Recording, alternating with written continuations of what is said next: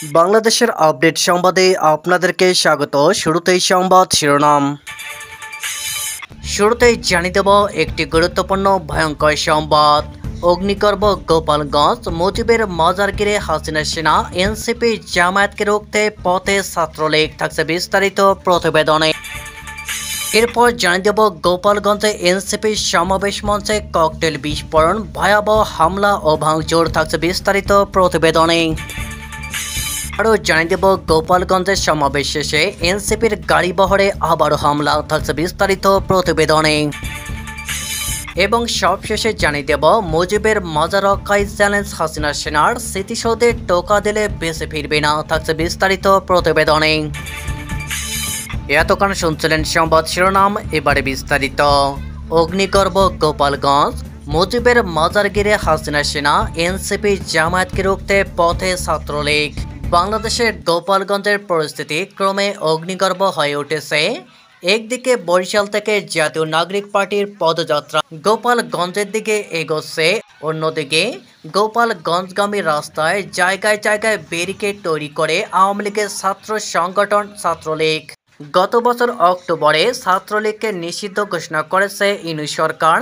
নিষিদ্ধ সেই সংগঠনের পতাকা হাতে কয়েক হাজার মানুষ ঢাকা গোপালগঞ্জ বরিশাল হাইওয়ে দখল করে রেখেছে। গোপালগঞ্জেই রয়েছে শেখ মুজিবুর রহমানের মাজার, যা এখন জাতীয় স্মৃতিসৌধ। সেখানে এনসিপি ও জামায়াত হামলা চালাতে পারে খবর থাকায় ছাত্রলীগের কর্মীরা টঙ্গিপাড়া দখলে নিয়েছে। সেনা পুলিশের টহল থাকলেও আলাদা করে নজরদারি চালাচ্ছে ছাত্রলীগও। তারা আওয়ামী লীগের নেতাকর্মী এবং শেখ মুজিবের অনুসারীদের অবিলম্বে গোপালগঞ্জ পৌঁছে যাওয়ার আহ্বান জানিয়েছে। মাজারে হামলা করতে এনসিপি ও জামায়াত বরিশাল, ঢাকা থেকে লোকজনকে গোপালগঞ্জে জড়ো করেছে বলে খবর পেয়ে ছাত্রলীগ পাল্টা আওয়ামী লীগ সমর্থকদের উদ্দেশ্যে আহ্বান জানিয়েছে। তারা বলছে, আসুন সকলে মিলে জাতির পিতার স্মৃতিসৌধ রক্ষা করি। একটি সূত্রের খবর, সেখানে পুলিশের পোশাক পরা জামাতের ছাত্র শাখা ছাত্র শিবির এলোপাথারি গুলি চালিয়েছে। তাতে 13 জন গুলিবিদ্ধ হয়েছে। যদিও পুলিশ প্রশাসন এখন পর্যন্ত এই খবরের সত্যতা স্বীকার করেনি। তবে পথে এবং ছড়িয়ে পড়া ভিডিওতে হেলমেট পরা বহিরাগত লোকজনকে দেখা যাচ্ছে বলে স্থানীয় মানুষের অভিযোগ। অনেকে গুলির শব্দ শুনেছেন বলেও দাবি করেছেন। ভিডিওতে দেখা যাচ্ছে হাজার হাজার নারী পুরুষ মুজিবের ছবি দেওয়া পতাকা হাতে গোপালগঞ্জের রাস্তায় জড়ো হয়েছে। নারী পুরুষ উভয়ের হাতে লাঠি বাঁশ লোহার রড রয়েছে। সকালেই পুলিশের সঙ্গে এক দফা সংঘর্ষ হয় ছাত্রলীগ সমর্থকদের। পুলিশ তাদের সরিয়ে দিতে গেলে দলবদ্ধ কর্মীরা পাল্টা হামলা চালায়। প্রাণ বাঁচাতে পুলিশ গাড়ি ফেলে পালায়। ক্ষিপ্ত জনতা পুলিশের গাড়ি ভাঙচুর করার পর তাতে আগুন লাগিয়ে দেয়। আওয়ামী লীগের জেলা পর্যায়ে কোনো নেতাকে রাস্তায় দেখা যাচ্ছে না। মূলত আওয়ামীপন্থী ছাত্র জনতায় প্রতিরোধের জন্য প্রস্তুত হয়ে আছে।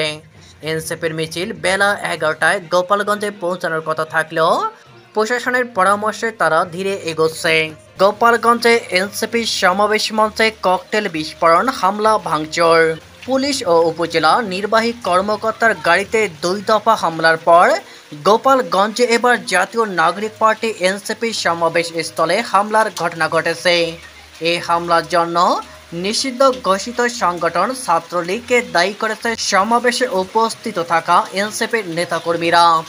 বুধবার 16 জুলাই দুপুরে এনসিপির সমাবেশ মঞ্চে হামলার ঘটনা ঘটে।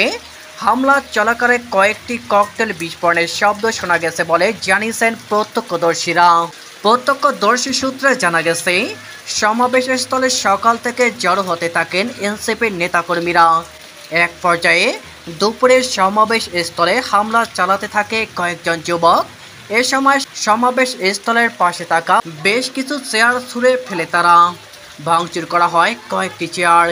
এই হামলার জন্য ছাত্রলীগকে দায়ী করে উপস্থিত এনসিপির নেতাকর্মীরা স্লোগান দিতে শুরু করে।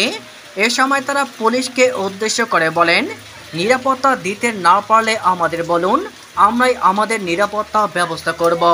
দুপুর 2টার দিকে এই রিপোর্ট লেখা পর্যন্ত এনসিপির কেন্দ্রীয় নেতারা সমাবেশ স্থলে পৌঁছেছে।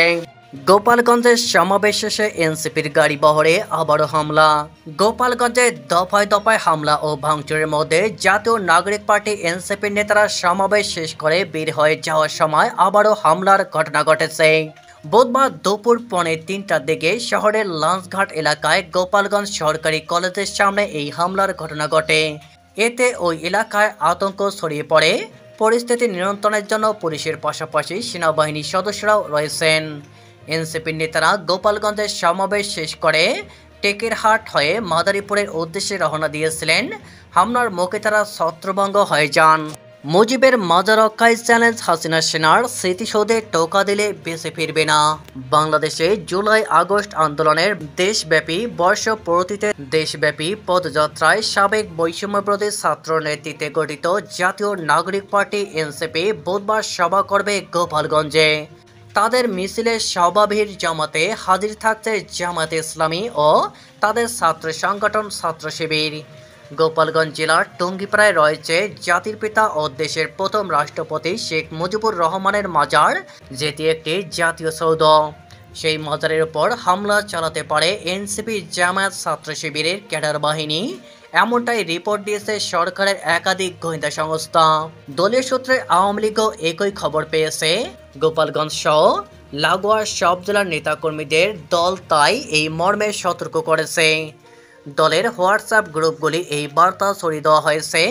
দলীয় সূত্রে বলা হয়েছে, বঙ্গবন্ধুর মাজারের আশপাশে সাদা পোশাকে নজরদারি চালাচ্ছে হাসিনা সেনা। গোপালগঞ্জ শেখ মুজিব এবং তার কন্যা শেখ হাসিনার জন্মস্থান এবং দলনেত্রী সেখানকার সাংসদ।